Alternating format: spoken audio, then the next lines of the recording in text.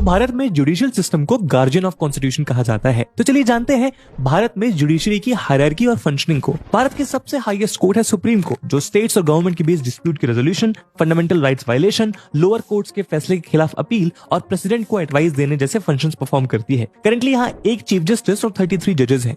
Supreme court में 3 type की benches होती हैं, 2 जजेस वाली डिवीजन बेंच, 3 या 5 जज वाली फुल बेंच और 7 या उससे ज्यादा जजेस वाली कॉन्स्टिट्यूशनल बेंच। सुप्रीम कोर्ट के नीचे आती है हाई कोर्ट। इसके कुछ फंक्शंस हैं, जैसे फंडामेंटल राइट्स को इन्फोर्स करने के लिए रिट्स इशू करना, ज्यादा पैसे और प्रॉपर्टी वाले सिविल केसेस सुनना और डिस्ट्रिक्ट कोर्ट्स के फैसले के खिलाफ अपील को सुनना।